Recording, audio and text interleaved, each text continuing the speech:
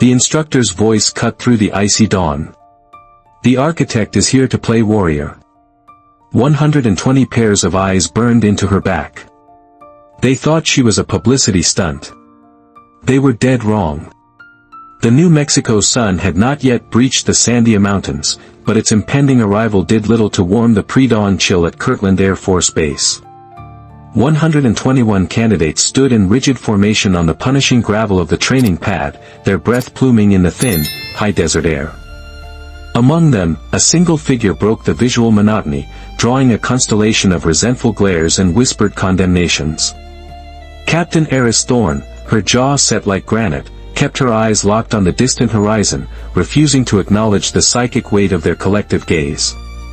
Master Sergeant Rex, Tyrant Corbin paced before them, his presence a physical manifestation of the pressure to come. His voice was like grinding stone, shaping the raw material of the men before him. Look at the candidate to your left. Now look to your right. Of the three of you, only one has a snowball's chance in hell of being here at the end. His predatory gaze swept across the formation, snagging for a microsecond on Thorne. It was the only hitch in his well-rehearsed speech. Standing behind the formation, another instructor leaned toward his contemporary. An architect. You believe this crap? She'll be on the bus home by Thursday. The other man just grunted, a sound of cynical agreement. The command came without warning. Drop. They hit the deck for the first physical screening of the day. The sequence was designed to induce failure, push-ups to exhaustion, a 2-mile run in combat boots through ankle-deep sand, pull-ups until muscles gave out, and a litter carry with 180-pound sandbags simulating a wounded comrade. Many candidates were already heaving, their breakfast threatening a reappearance at the edge of the pad. The instructors moved among them like wolves, their shadows falling on any sign of weakness, their voices prodding at every hesitation. Thorne. Those are beauty pageant push-ups. My daughter does better. Master Sergeant Corbin loomed over her, though her form was textbook perfect, her back a straight, unwavering plank. On your feet. Start over. All of them. A collective, unspoken understanding rippled through the male candidates. This was different. This wasn't just breaking a candidate, it was a public spectacle. Without a word of protest, Thorne rose, shook the tension from her arms, and dropped back to the gravel, beginning the count again from 1. Her face was a mask of placid neutrality. The men flanking her exchanged fleeting, uneasy glances before refocusing on their own pain. Pushing the lone woman until she shattered was clearly part of the day's unwritten curriculum. By late afternoon, every muscle fiber in Thorne's body was a screaming nerve ending. But while the faces around her were twisted into masks of agony and desperation, hers remained eerily composed. During a mercifully granted 3-minute water break, she stood apart. The other candidates instinctively formed tight clusters, drawing strength from shared misery. She was an island. The night before, she had sat on the edge of her cot in the small, repurposed supply closet that served as her barracks. The main bay held over 100 men. This sterile room was both a concession to her privacy and a constant, concrete reminder of her otherness. Methodically, she prepared her uniform for the next day, each fold precise, each piece of gear checked and rechecked with an obsessive, practiced efficiency. In her footlocker, tucked beneath a neatly rolled set of fatigues, was a small, tarnished silver medallion. It depicted a winged figure with a sword, trampling a serpent. Saint Michael. She had run her thumb over the worn, smooth surface of the archangel's face, a silent, nightly ritual, before securing the locker. Now, as the first brutal day of pararescue indoctrination training bled into evening, Corbin escalated the psychological warfare. You think this is hard? He bellowed, his voice raw. You haven't even been introduced to the real pain yet. To the pool. All of you. They plunged into the unheated water, the shock of the cold a physical blow. When one candidate faltered during the underwater exercises, an instructor was on him instantly. Move it, Peterson. The enemy isn't going to give you a timeout. When Thorne executed the same drill with flawless, economical movements, Corbin's eyes narrowed. He swam over, his voice a low growl just for her. "Why are you really here, Captain? Got something to prove to Daddy?" She kept her eyes forward, her focus absolute, giving no sign she'd even heard him. Later, shivering and mud-caked back in formation, they stood at attention while Corbin detailed the horrors of the coming weeks. "This course is designed to find your breaking point and push you past it," he announced, his eyes locking onto Thorne's. "It will break you. Most of you will fail. There's a steel plate and a sledgehammer at the edge of the pad. We call it the anvil. When you're ready to admit you don't belong, you go strike it. There's no shame in knowing your limits." He held her gaze for an uncomfortably long time, the unspoken message clear: "I know your limit, and you're almost there." Dawn broke over Kirtland, signaling the start of their second week. 20 candidates had already struck the anvil, their dreams ending with a resonant clang that echoed across the base. Master Sergeant Corbin had only intensified his scrutiny of Thorne, watching her every move for the crack he was certain was about to appear. The morning began in the classroom, a brief respite from the physical abuse, but a new form of mental torture. As candidates filed in, Thorne found the isolated back corner seat she usually occupied had been taken. The only spot left was in the dead center of the room. She moved toward it, the familiar sensation of dozens of eyes tracking her every step. "Today, we discuss mission failure," the instructor, a seasoned combat controller, began. "Specifically, how catastrophic intelligence gaps lead to catastrophic outcomes." The case study was a botched personnel recovery operation in the Sahel region of Africa. The projection screen showed high-resolution satellite imagery of a desolate, rocky expanse where a special tactics team had been ambushed 3 years prior. As the details unfolded, Thorne's posture, usually relaxed yet alert, became infinitesimally rigid. For operators inserted to recover a downed pilot, the instructor continued. The mission went sideways when they were engaged by a hostile force 5 times larger than intel suggested. A tactical diagram appeared on the screen, showing the team's position when the ambush was sprung. Thorne's gaze was welded to the glowing red icons. Her breathing, always controlled, hitched for a fraction of a second. A total breakdown in communication delayed the quick reaction force. By the time they arrived on scene, it was over. One survivor. Diaz, a quiet candidate sitting beside Thorne, noticed that her knuckles were white where she gripped the edge of her simple notebook. Her pen was still. When she felt his eyes on her, she deliberately relaxed her hand, picked up the pen, and resumed taking meticulous notes, her face a blank canvas once more.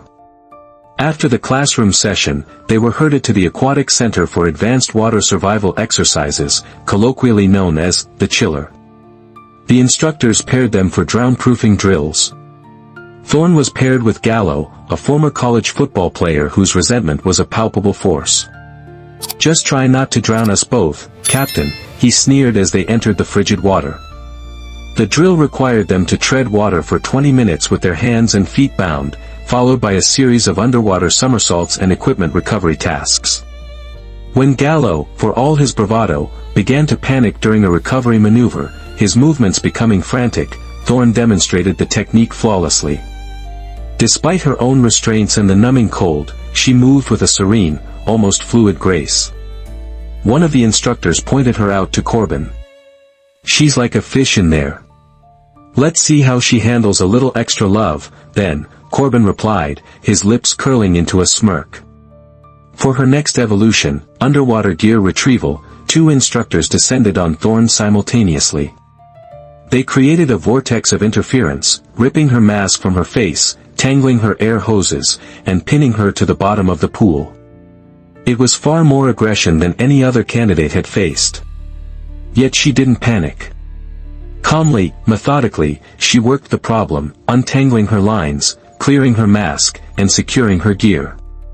When she finally surfaced, taking a single, controlled breath, Corbin was watching from the pool deck, his expression of grim satisfaction now tinged with something unreadable, something akin to grudging confusion. That evening, in her office overlooking the now empty training grounds, Major Eva Rostova stared at the file on her desk. Thorne, Aris. Her application to the Pararescue pipeline had arrived with glowing recommendations, but also with a level of political pressure from the Pentagon that Rostova had never seen. Special Operations Command had fought to keep its combat career fields male-only for decades, but the political winds had shifted. Rostova picked up the phone. "General, it's Major Rostova. I'm calling about Captain Thorne." "Yes, sir, her performance is exemplary." "Too exemplary. There are sections of her service record here that are completely blacked out. Access requires a level of clearance even I don't possess. If she's carrying some kind of operational trauma, I need to know what it is." The voice on the other end was steel. "Major, that information is compartmentalized for reasons of national security. Captain Thorne was cleared for this training by the highest levels of medical and psychological review. Your job is to evaluate her performance, not her past. Is that understood?" "Crystal, sir," Rostova replied, though her mind raced. She hung up the phone and stared back at the file. "What in God's name happened to you in the Sahel, Captain Thorne?" The infamous rescue sled drags began on a Monday morning. Teams of 7 were tasked with hauling a 300-pound sled, laden with simulated medical gear and supplies, across miles of soft, energy-sapping sand. Thorne was assigned as team leader for Squad 3, a decision that elicited audible groans from her teammates. "Fantastic," Gallo muttered, loud enough for everyone to hear. "We get the architect to lead us." The drill was a disaster. Their sled was consistently last in every evolution. Whether it was from a genuine lack of coordination or Gallo's subtle, deliberate acts of non-compliance, a missed step here, a poorly timed shift in weight there, was impossible to prove. When Master Sergeant Corbin approached for his inspection, his disgust was theatrical. "Pathetic, Squad 3. Your leader is failing you, or you're all failing your leader. Figure it out before you all wash out together." He stormed away, leaving them in a cloud of resentment and failure. Later that day, the curriculum shifted to hand-to-hand combat. The instructors paired candidates for controlled sparring, designed to test technique under fatigue. With a predatory grin, Corbin matched Thorne with Gallo. "Remember, people, this is about control, not causing injury," the instructor warned, though everyone knew what was coming. Gallo's first move was a brutish, aggressive lunge, intended to intimidate and overwhelm. Thorne didn't retreat. She pivoted smoothly, using his own momentum to spin him off balance. For several exchanges, she remained purely defensive, her movements economical, her eyes analyzing his patterns. "Stop dancing and fight, Thorne," Gallo taunted, his frustration mounting. The next time he charged, she didn't just deflect. In a single, fluid motion, she redirected his energy, dropped her center of gravity, and sent him to the mat with a textbook hip throw. He landed with a loud grunt, the air knocked out of him. As he rose, his face flushed with a mixture of rage and humiliation, the instructor called time. "Technique over brute force, gentlemen," the instructor announced, pointedly looking at Gallo. "Captain Thorne demonstrates the point perfectly." Corbin, watching from the sidelines, said nothing, but his usual smirk was gone. His assessment of the captain was visibly, grudgingly, shifting. The ultimate test of the week was a 30-mile overnight land navigation course through the harsh, rocky terrain of the Manzano Mountains. Paired off, the candidates were given a map, a compass, and a series of coordinates they had to reach before sunrise. Thorne was paired with Diaz. Their unlikely alliance, forged in silent, shared observation, was now formalized by the assignment. "Ready for this?" she asked, her voice low as they studied the topographical map under the faint red glow of a headlamp. "Born ready," he replied, though the tremor in his voice betrayed his anxiety about the grueling task ahead. Hours into the trek, as exhaustion and dehydration began to take their toll, Diaz started to falter. The high altitude was punishing his sea-level lungs, and a crippling cramp seized his calf. He collapsed against a rock outcropping, grimacing in pain. "I'm done, man. I'm done," he gasped. Thorne was at his side in an instant. "No, you're not." She knelt, her movements efficient and sure. She supported his leg and began applying deep, targeted pressure to the cramping muscle with a technique that was clearly not from any basic first aid manual. "Where did you learn to do that?" he asked through gritted teeth. "Field medicine," she replied simply, her focus entirely on the task. Once the cramp subsided, she pulled a hydration bladder from her own pack, one she had barely touched, and handed it to him. "Drink. We keep moving. Match my pace. We'll get there." And they did. They were the last team to stumble across the finish line, just as the first rays of sunlight crested the mountains, but they were not disqualified. As they collapsed in an exhausted heap, Diaz looked at Thorne, her face caked in dust but her eyes still shockingly alert. That night, as the candidates prepared for a few precious hours of sleep, Diaz found her cleaning her gear outside her small room. "Thank you," he said, his voice raspy. "I would have been gone today if it wasn't for you." She gave a single, slight nod, an acknowledgement that required no words. "That mission in the Sahel," he pressed, his voice barely a whisper. "The one from the classroom. You were there, weren't you?" Thorne stopped her work. She looked at him for a long, unblinking moment, her expression a perfect, unreadable mask. "Get some rest, Diaz," she said softly. "Tomorrow is when the real fun begins." They called it, the Extinction Event. It began without warning at 0100 hours with the deafening roar of concussion grenades and instructors storming the barracks, firing M4 rifles loaded with blanks. Disoriented and terrified, the remaining 89 candidates scrambled into the freezing night, where they were immediately hosed down with ice-cold water from a fire truck. "Welcome to Hell Week," Master Sergeant Corbin bellowed over a bullhorn, his voice amplified into a demonic roar that echoed off the mountains. "For the next 132 hours, you will not sleep. You will be cold, you will be wet, and you will be more miserable than you have ever been in your worthless lives." Through the chaos of flashing strobes, thick smoke, and shouting, Major Rostova watched from the observation tower. She focused on Thorne. While other candidates flinched and gasped, their bodies rebelling against the sensory assault, Thorne's face was a mask of eerie calm. It wasn't defiance, it was something else. A profound, unsettling stillness, as if she were physically present but mentally sequestered in a place no instructor could reach. Hours melted into a continuous loop of agony. Hauling rescue sleds into the surf zone, running for miles with heavy poles held overhead, crawling through mud pits under live fire simulations. By the dawn of the first day, 7 more helmets rested on the anvil. Midway through the second day, during a 5-minute break to choke down a cold mud, Diaz collapsed onto the wet sand beside Thorne. "Did you know," he wheezed, his voice a ghost of his normal tone, "that the human body can technically go about 11 days without sleep before, total systemic organ failure?" A tiny, almost imperceptible smile touched the corner of Thorne's lips. "Planning on testing that theory, Diaz?" "Just saying," he managed, "we've got plenty of reserve." His attempt at humor died as he studied her face. "You've done this before." "Not this, not Hell Week. But something like it." Before she could answer, Gallo staggered over, his face a pale mask of exhaustion and spite. "Consulting the diversity hire, Diaz? Maybe she has a special exemption to get you out of the next 5-mile swim." Diaz started to push himself up, ready to retort, but Thorne placed a calm hand on his arm. "Not worth the energy," she said quietly.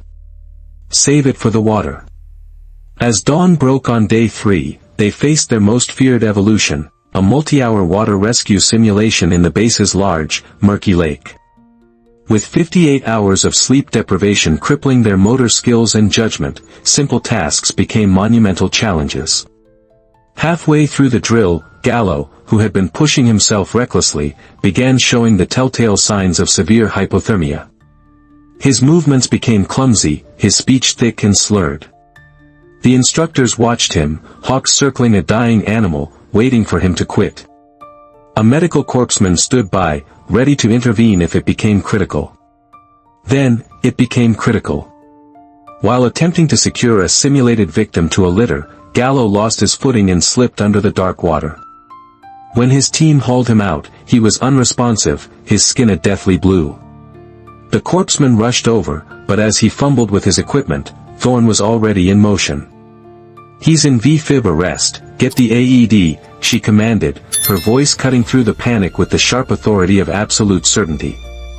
She ripped open Gallo's wetsuit, positioned her hands, and began chest compressions with a perfect rhythm and depth that stunned everyone into silence. She was not following basic CPR protocol.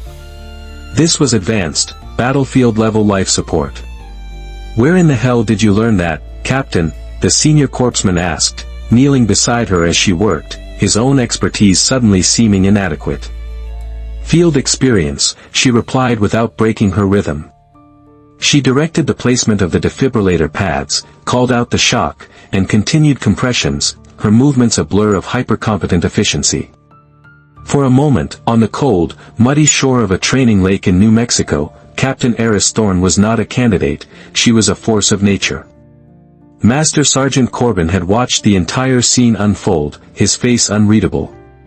When Gallo's heart was shocked back into a stable rhythm and the medical team took over, evacuating him to the on-site clinic, Corbin walked slowly over to Thorne as she quietly rejoined her stunned team. "That wasn't standard-issue medical training, Captain," he said, his voice stripped of its usual mockery. "No, sir. It wasn't." She met his gaze without blinking. Corbin studied her, a long, silent moment passing between them. He finally gave a single, sharp nod. "Get back to your evolution." On the fourth day of Hell Week, as the class size dwindled to just 36, Major Rostova sat in her office, a secure phone pressed to her ear. "Yes, General, I understand the protocol.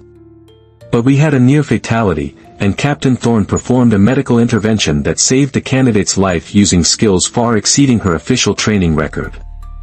I am formally requesting emergency clearance to review the unredacted portions of her file. It is now a matter of operational safety for the entire class." A long, heavy silence stretched across the line. "Your clearance is granted, Major. Temporary. Eyes only. The file is being transmitted to your secure terminal now. What you are about to read does not leave your office. Ever." The encrypted document materialized on her screen. As Rostova entered her credentials and the blacked-out sections resolved into crisp, clear text, her eyes widened. Her breath caught in her throat. The official report from the Sahel mission was a sanitized, public-facing lie. The truth was something else entirely. She didn't just survive. She was the reason there was a survivor. The report detailed how Captain Aris Thorne, then a civilian architect attached to a special projects unit, had been with the team when they were ambushed. Wounded herself by shrapnel in the initial attack, she had kept 3 critically injured operators alive for 72 hours while actively evading enemy patrols. She had performed an emergency field thoracotomy on her team leader using an improvised chest tube, transfused her own blood to another, and navigated for miles through treacherous terrain, half carrying the one operator who could still be moved. When the rescue team finally arrived, they found her, nearly dead from dehydration and blood loss, still shielding her last living patient's body with her own.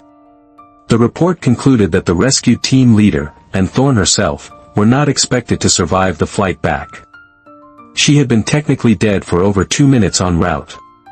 Rostova printed the relevant section, secured it in a classified folder, and walked out of her office. She found Corbin near the obstacle course, his face a mask of grim fatigue. "A word, Master Sergeant." Away from the prying eyes of the candidates, she handed him the folder. "Read this." Corbin's expression shifted from confusion to disbelief, then to profound, stunned awe as he read the after-action report. He looked up at Rostova, his face pale. "My God! All this time? I've been treating her like a regular candidate, Rostova finished for him. It's what she wanted. But you needed to know. He closed the folder, his entire perception of the woman he had relentlessly tormented completely shattered and reformed. The Marines recommended her for the Medal of Honor, he whispered, reading the final addendum. It was downgraded to a classified award to protect the mission's secrecy. As the sun rose on the final day of Hell Week, only 24 candidates remained. The final evolution was a 20-mile equipment carry along the rugged mountain trails. Squad 3, now down to 5 members, struggled under the weight of their sled. Diaz, his body screaming in protest, began to falter. I can't. I'm done, he gasped, his legs giving out. The instructors circled, ready to claim another helmet for the anvil. But instead, Thorne moved beside Diaz, her voice a low, intense whisper that only he could hear. 3 years ago, I carried a 210-pound man for 10 miles through the desert with 2 cracked ribs and shrapnel in my leg. You can do this. We do this together. The raw truth of her words hit him like a physical blow. Drawing on a reserve of strength he never knew he possessed, Diaz straightened, reset his grip, and lifted. Squad 3 was the last to cross the finish line, but they finished. As they lowered their sled, Corbin approached. He didn't shout. He walked directly to Thorne, ignoring the others. The remaining 23 candidates watched, breathless. He stopped a foot in front of her, his gaze locking with hers. For a moment, he seemed to weigh his words. Then, he did something no one had ever seen him do for a candidate. He straightened to the rigid position of attention and rendered a sharp, immaculate salute. It has been an honor having you in my training class, Captain, he said, his voice clear and resonant. The gesture, more than any words, sent a shockwave through the exhausted formation. The dynamic had been irrevocably transformed. Months later, during the final underwater qualification test, Thorne descended into the pool. She noticed Gallo watching from the observation deck. He'd been medically dropped after his hypothermia incident but had returned to watch the final phases. As she began her complex task, her primary air regulator suddenly failed. Standard procedure was to switch to her backup, but when she reached for it, the valve was jammed shut. A quick glance revealed her air hose had been deliberately snagged on a piece of equipment. Instead of the panic that would have killed a lesser diver, a cold, methodical calm enveloped her. She assessed, acted, and solved. Using techniques far beyond the curriculum, she freed her lines, manually forced the emergency valve, and completed her task with seconds of air to spare. When she surfaced, she made eye contact with Gallo. His expression of smug anticipation had curdled into pure shock. She reported the equipment malfunction in neutral, professional terms, making no accusation, and moved on. On graduation day, only 18 of the original 121 candidates stood on the parade ground. They were no longer men. They were pararescuemen, PJs, clad in their dress blues. As Major Rostova called each name, a newly minted PJ would step forward to receive the coveted maroon beret. Captain Aris Thorne. As she stepped forward, a palpable silence fell over the crowd of families and dignitaries. Her journey had become a quiet legend within the command, a story whispered from instructors to students. Master Sergeant Corbin stood waiting with her beret. He didn't just hand it to her. He carefully placed it on her head, adjusting it to the proper angle. You honor this beret, Captain, he said, his voice thick with an emotion no one thought him capable of. As the ceremony concluded, Diaz found her standing near the edge of the field. None of us would be standing here without you, he said, his voice filled with a reverence that went beyond simple gratitude. Especially not me. For the first time, Thorne allowed herself a genuine, unguarded smile. You earned your place, Diaz. As did you. The voice came from behind them. It was Gallo. He stood awkwardly, his earlier arrogance replaced by a deep, humbling respect. I was wrong about you, Captain. About a lot of things. What I did to your gear in the pool, there's no excuse. I'm sorry. Thorne looked at him, her gaze clear and forgiving. If I made it through, it's because I earned it, she said softly. Not because I complained about unfair treatment. We're a team now. That's all that matters. Months later, the red light flooded the cavernous interior of a C-130 Hercules flying at 25,000 feet. Captain Thorne stood at the edge of the open ramp, the wind a screaming banshee around her. She was part of a team now, truly one of them. She looked out at the curve of the earth, a velvet black expanse dotted with the diamonds of distant city lights. Before giving the final signal to jump, she reached inside her flight suit and her fingers found the cool, worn metal of the St. Michael medal. She gave it a light squeeze. They had once asked her why she never quit, why she endured the pain, the isolation, the hate. She never gave them the real answer.